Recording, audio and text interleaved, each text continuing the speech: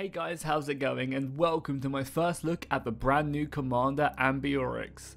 In this video, we will be taking a look at his abilities and then jump into some gameplay where I will talk about my experience whilst playing with him.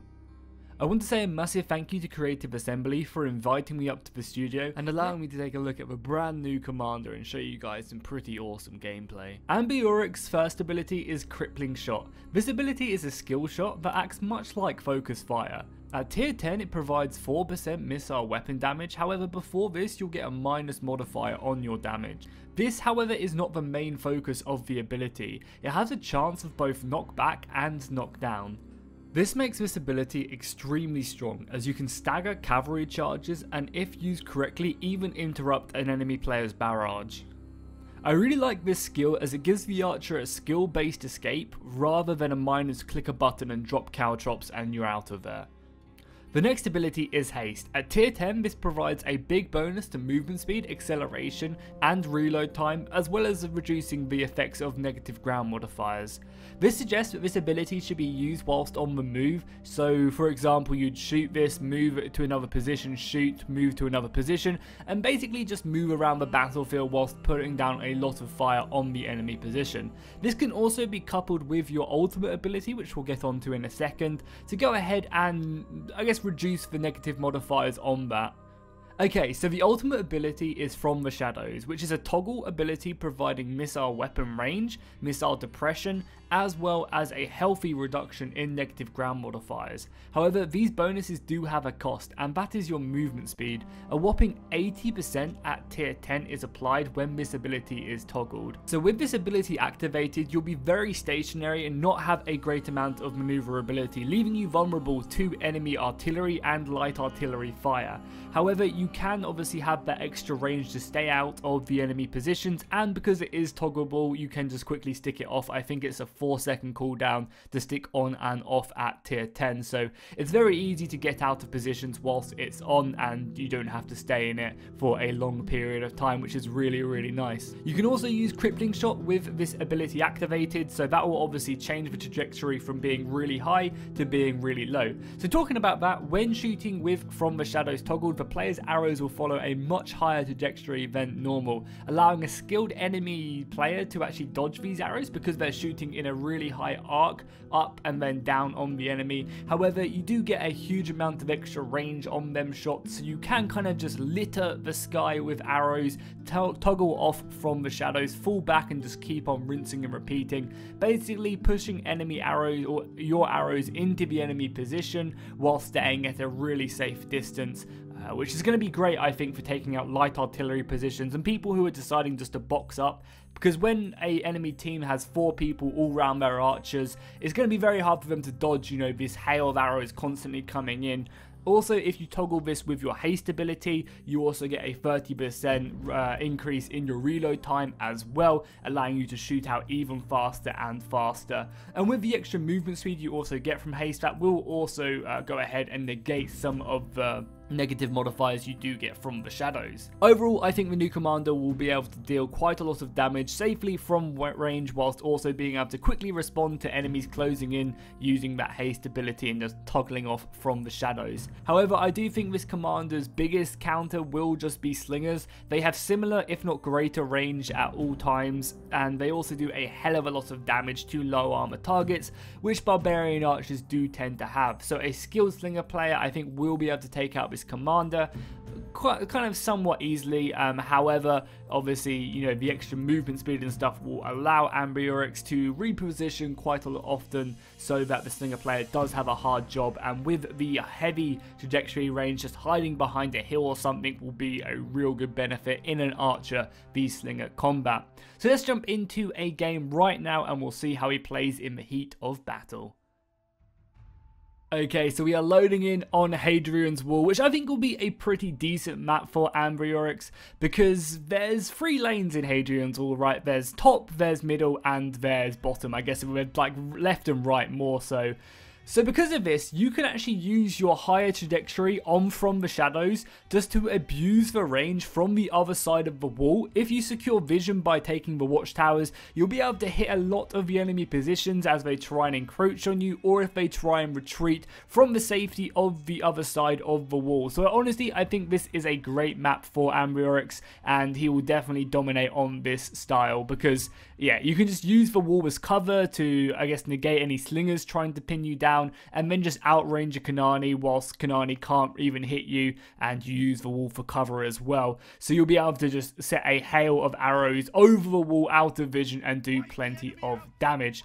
So this was like my third game, I think, on Ambiorix. We're playing tier 6 at the moment, which is pretty nice because these archers are pretty deadly actually compared to the other tiers for sure. And you can see I'm going to be using my dash ability to get up there immediately. It would be a good idea to maybe pop my haste as well, but I kind of wanted to save my haste for immediately hitting anything that was up here.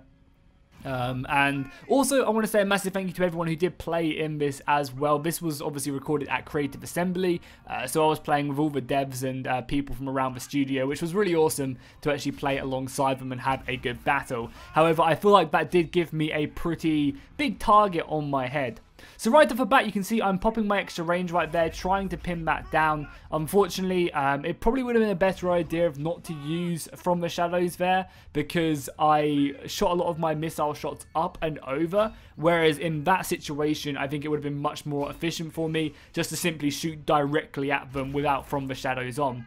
So as you can see, I'm using that superior range, as I said, just to, you know, hit away at the enemy position, and you can see how long and arching them arrow fire is from using From the Shadows. You can also see how quickly it is just to toggle it on and off really quickly and just use that to your advantage to reposition. It's not like you have to, once you've pressed it, you're stuck in that position. You can quickly, you know, put it on and off, and this is only at tier 6 as well. I believe the cooldown goes down to 4 seconds at tier 10, so it really is an ability to just use when the situation does arise for it. So again, we're going to be moving down the hill. It looks like we've kind of secured this area of the battlefield on Hadrian's Wall. Again, allowing us to really just push on. You can see I'm getting some nice little close-ups there on the battlefield. I'm a little bit scared of this cavalry, but again, just popping From the Shadows, flying off some arrows onto the enemy. Again, the huge arc isn't going to be, you know, finding the targets a lot of the time, but it's also that ability just to put pressure on the opponents, you know. It's like if you stay in this position, you're going to get a hail of arrows in your face. So it's really about just dominating the map and having a lot of map pressure, I think, with Ambiorix, because he does definitely provide that with that range. And honestly, I think that's one of the best abilities you can get in the game. That's one of the reasons Miltiades is so strong, because he does just have that extra ability. And right here, I'm going to be beating up on, I believe, a Kanani right here. And, you know, what can they do right now? I outrange them pretty heavily. I can focus fire. I can use From the Shadows. I'm going to be trying to avoid all of this cavalry. Thankfully, though, the nice guy from Creative Assembly is going to support me. And there we go. I popped my crippling shot right there. Granted, I probably used it quite poorly. I could have used it individually to get the same effect right there. However, you know, it was a great way just to stop the enemy from using their charges and basically just give you the ability to outplay an enemy player. And I think the cavalry players will have to play a bit smarter from now on, because they can no longer just rely on charging straight at the enemy. And again, this is what I like from not playing archers and not from playing Ambiorix. I definitely found myself a lot of time using From the Shadows when I should have just been shooting normally. So I think the more you play him, the more you'll, and obviously if you play archers as well, the more you'll understand when you need to use your From the Shadows and when it's better just to shoot normally. I think that's definitely going to take, you know, a little bit of getting used to for me. But overall, it's fine. And again, you can see this position all the way back here. I'm going to be using that to my advantage. I think the range does heavily increase right there. You saw me pop Crippling Shot there just a second ago. So the Crippling Shot doesn't have a crazy range. And I did actually get caught out there by an Arminius player. Because I don't know how I still get, you know, taken out whilst he is in Infiltrate. It was definitely my mistake. But I'm going to be duking off with these guys right now, trying to take out the other. I think that is another Yeah, there is another Ambiorix right there. So I can kind of shoot and move, try and get him on the run, using my haste ability to shoot, sit back and fire. I've also popped my haste ability right now, which should allow me to negate some of the negative modifiers from the shadows, obviously providing such a heavy missile block. And especially once the enemy's on the move as well, I can just basically sit stationary and just shoot away as many missiles as I want, really. Again, going to be turning my focus over here as well. I actually currently only do have From the Shadows on one of my unit right now. I don't know if I've noticed that or not. Obviously, in the heat of battle, I'm trying to show off to all these creative assembly people, so I am playing a bit serious. So we do have quite a lot of archers here. Luckily, again, one of the faithful allies is protecting me quite nicely. However, I am not looking too great here. So I'm going to be popping Crippling Shot off as much as I can to try and start their charges, obviously providing that knockback. You can see right here as well, I'm going to be Crippling Shot, which does basically nullify a lot of that charge. And then, thankfully, we're going to get reinforcements coming in from the other Barbarian Cavalry player. So you guys can just see how strong Crippling Shot can be if used correctly. And I think once you kind of get used to the ability and you use it quite often, you're going to be able to do some pretty naughty stuff with it. And I think it's also going to provide quite a lot of interesting gameplay, actually, for cavalry players as well. As a cavalry player myself, I'm really looking forward to this ability because it's going to add some more skill to the unit itself as well. Like, I don't want to just obviously just charge immediately at the enemy, you know, Ambiorix, because he's just going to Crippling Shot me and then shoot me to pieces. And it's going to be nice to try and dodge the focus fire kind of ability and trying to avoid as much as I can that skill shot, which is going to be cool and interesting. Unfortunately, I don't have my thing. I do pop that vote, and look at that. You know, again, a Crippling Shot saved that entire unit right there. You know, it doesn't do much damage, but it honestly is a really, really useful ability. And even when the enemy are trying to run away, you can see I'm trying to use Crippling Shot to stagger it. You know, because even if you can just dodge the enemy cavalry charge, you can Crippling Shot it as it tries to run away, and then use that just to, you know, pile some more arrows into the enemy position, which I think, again, is really, really useful. So I definitely do love what they've done with Ambiorix, and I also think, you know, he's going to be pretty balanced when it comes to, maybe he will need some modifier changes here and there when a lot of people play him. I mean, that's obviously going to probably be a given, right? When you do have a ton more people playing him, you're going to understand a lot more balancing issues. But I think him and Kanani both have a very interesting play style, which will be very different, and you'll be able to feel that when you're playing Kanani. You're more of that burst champion who wants to just, you know, shoot in a ton of damage and then kind of fall back and do that again. So I think that balance between Kanani and Ambiorix will be there, and I think that's very essential. One of the things that I believe Carthage Sword suffered from initially was just not really being able to fit in any role, and they honestly just kind of felt very boring and didn't really have a position in the game. And that's kind of a hard thing to, I guess, balance when you're doing very similar-ish types of units into the battle, and you really have to try and give them that unique feel. Again, you can see From the Shadows that huge range, allowing me just to put down a lot of arcing fire down on the enemy, especially now that cavalry player did a great job of getting this dude out of Testudo. So again, I can just sit back.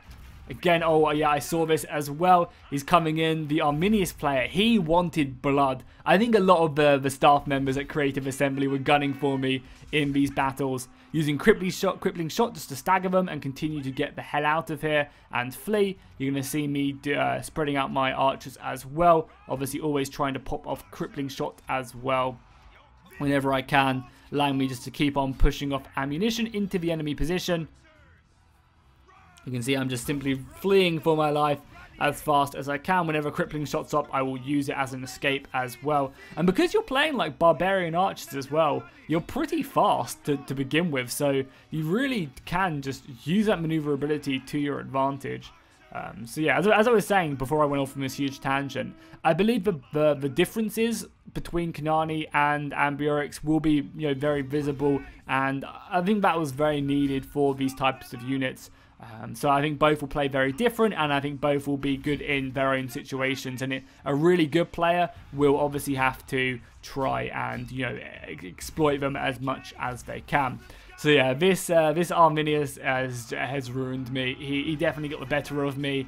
I kind of, kind of got beaten back there, taken off guard a couple times by his infiltrate. And honestly, still learning this champion. It was very much a learning curve for sure. Your first couple games with a new champion is always going to be a little bit difficult as you get used to his abilities, his ranges, and I believe as well we were jumping between all the different tiers as well, which made it even a little bit more difficult as well, as I was never really comfortable with a certain unit. But again, this game, you can see, I don't know if I'm going to pop up my aggression at all at any point. I think I ended up getting something like 4,000 aggression, and I think I've got one game on Kanani, and like no games on Barbarian Archers. So if a noob like me can do this in a game, then I think Ambiorix is going to be pretty handy to pick up for new people as well. If you're looking for an interesting and fun new commander to play, I definitely think he will do it. So again, we're jumping on board with Ambiorix as he does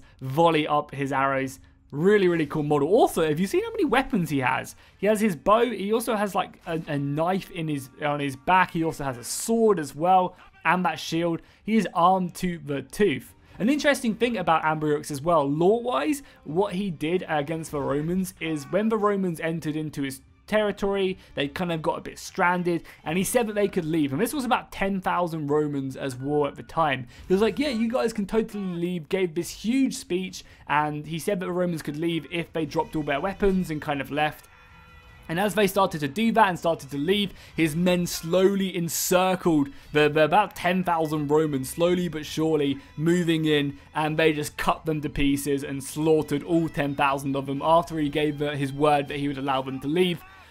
Which is pretty brutal by him, but I guess, the Romans did a lot of brutal stuff as well, pillaging about the lands and stuff. However, Caesar did not enjoy this fact, and Caesar went over and basically exterminated his literally, he exterminated his entire clan, and Ambiorix, I think, was quoted to have just crossed a river and was never to be seen again, I guess exiled for the rest of his life, if not he was already killed.